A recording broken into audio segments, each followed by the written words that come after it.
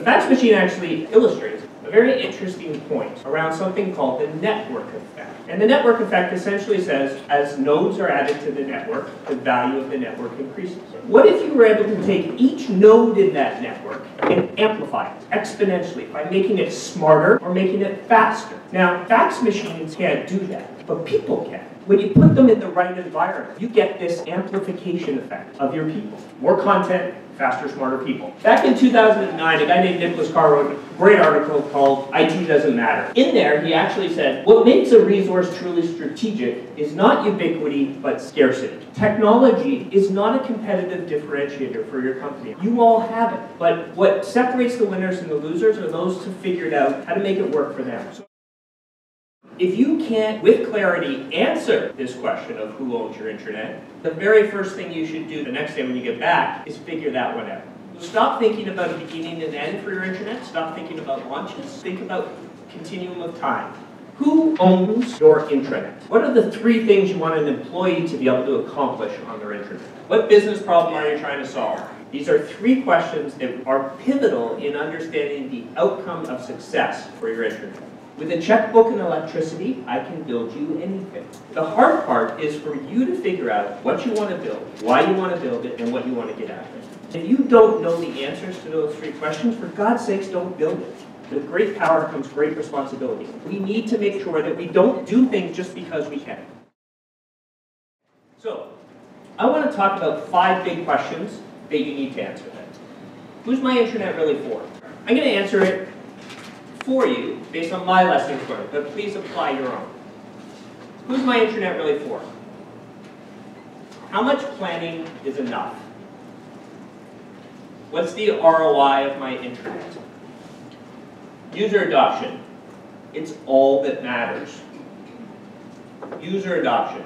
It's all that matters. I didn't say that one twice. What's too much governance? Okay? All right. I'm the nonlinear part of Nonlinear, by the way. So, how long did I ramble for? 10 minutes? 17. I have 17 left. I have 76 slides. No, I'm just joking. All right. I could probably do it, actually. All right. So, Nonlinear, a little quick background on Nonlinear. So, as I said, started the company back in 1995. We're a global digital agency. We do 2 things these days at broad buckets. We have a digital group that builds external websites, large, complex, e-commerce based, primarily lots of work around Sitecore. We have an enterprise group, this group I'm talking to today, all about intranets, all about best practices, all about driving employee productivity, etc. About 6 offices, about 80 team members, 2 groups, 20 years in business. Canada is my home, Toronto is where the majority of my close and family are. Although I spend a lot of time on planes, most of our work is here in the US, and we have a large group that is doing work in Brazil, both in terms of for Brazilian and multinational companies, as well as for clients up here in North America. Okay, that part's done. We have the badges and certifications. We build everything. Let's skip that, let's skip that, skip that, skip that. We do this stuff, but we'll just skip it. All right, see, Nonlinear, I've already got a second. All right, before I get 2 really important points, okay? First one, key. It ain't SharePoint's fault. For the most part. I hear this all the time. I think I am on conference number 12 here. Hate SharePoint. Actually, my colleague in the back was in a meeting yesterday. Literally, I hate SharePoint. Okay, I want to point something out. This came out in about 2 years ago. More than half, so about 56%. Have said that they are stalled, struggling, or failing with their SharePoint deployment. Okay? 26% struggling, 27 stalled, 34 just percent, 7 failed. Anyone qualify in the stalled, struggling, or failing category? Oh, you guys are all pros. You're kind of? Definitely. Yeah. Anyone excelling? Good. You're good. But here's the really interesting part of the story. Why? Why are they stalled, struggling, or failing? The answer is, according to IAB, 46% say lack of expertise. 39% like, say, lack of vision or strategy. 27% poor user adoption. 19% lack of governance. How many of those are technical?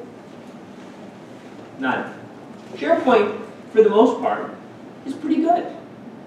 It's like all things Microsoft, they got right after 7 or 8 versions. And they're going to continue to get it better.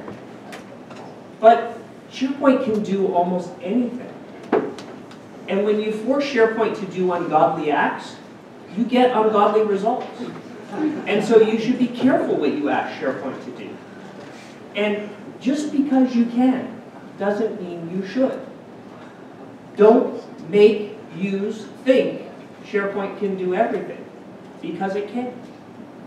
Second thing, disconnected. We need to think about the productivity of time. We are all what the world calls knowledge workers. We don't have to work with our hands the way that our ancestors did in the same way. We type. But we don't think like many other industries do about the productivity of time. My first job in university, was I did time task analysis for an environmental company that was looking at production facilities in the line. So when they made things. So I literally would stand behind a guy as he took something out of a mold and moved it over to here and put it in another mold, and I ran a stopwatch.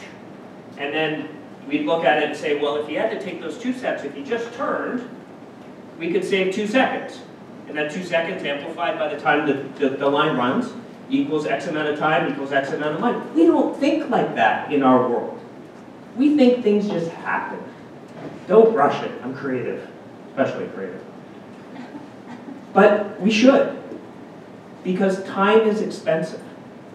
And nowhere is that more true than we think about the cost of our internet.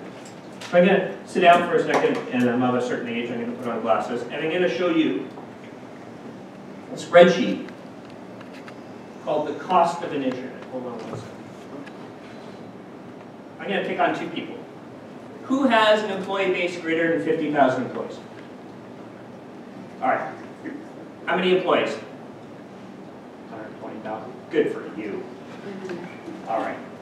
So you have 120,000 employees. Now, if I was to say average salary of all $120,000, I know it's a gross exaggeration, it's almost impossible to get, but if we were to put a number on it, and we put a number on it, even a low number, just for kicks and giggles, let's say $30,000.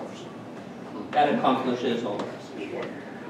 And let's say you wanted those 120,000 employees to spend 5 minutes a day on the internet.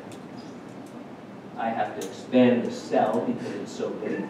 That's $37,500,000 of time.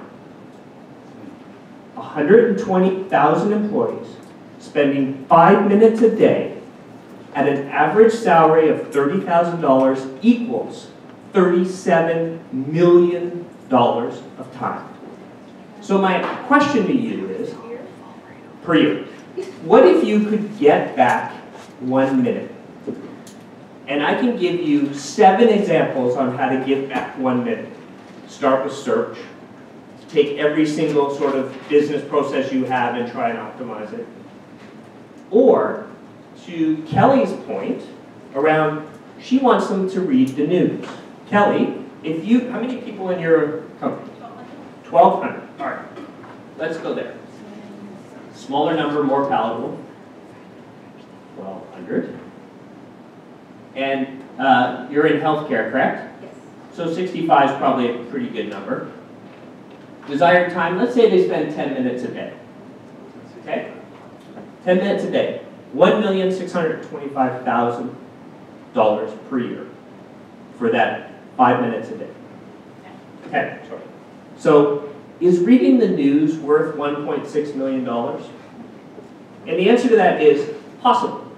It's possible. But before we all rush out and we think about, why aren't they reading my blog? Right? Why are they not coming to read the news? It's expensive to get them to read the news. So, if they read it, 2 things. 1, make sure it's the best damn news you can give them, and make sure it has a value. And if you do those two things, spend the money. But if it doesn't pass this acid test, don't do it. We, all of us in this room, need to think about the productivity of time of what we're asking our people to do. Because when you go in front of the CFO and the CAO and you say, I want more money, and if they see the numbers when they think about time, you better have a really good argument as to why they're going there. That opportunity cost associated to what you're asking them to do is expensive.